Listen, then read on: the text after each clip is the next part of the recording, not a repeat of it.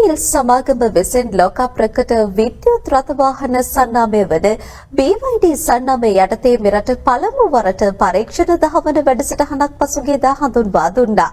මෙම වැඩසටහන පැවැත්වුණේ කොළඹ වරාය නගර පරිශ්‍රයේදී. ලංකාවට BYD සන්නාමය යටතේ හඳුන්වා දුන් ඕනෑම වාහනයක් පරීක්ෂණ දහවනේ යෙදවීමට ඒ අනුව අවස්ථාව උදා වුණා. BYD පාරිභෝගිකයන්ට මෙන්ම ඕනෑම පුද්ගලයෙකුට කොළඹ වරාය නගරයට පැමිණීමෙන් මෙම අවස්ථාවට කීවීමට අවස්ථාව ලබා දුන්නා. පෙර දැනුම් දීමකින් අනතුරුව මෙම අවස්ථාව ලබා දී තිබීම විශේෂත්වයක්.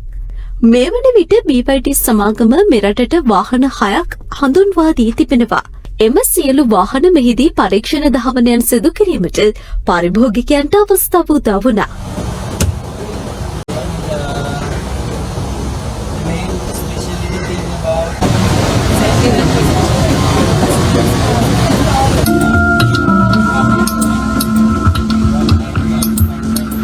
මෙලෙස පරීක්ෂණ දහවනේ යෙදීමෙන් සාමාන්‍ය වාහනයක සහ BYD මොටර රථයක පවතින වෙනස්කම් හඳුනා ගැනීමට අවස්ථාව උදා වූ බවයි ජෝන් කීල්ස් ප්‍රොපර්ටීස් සමාගම පැවසුවේ.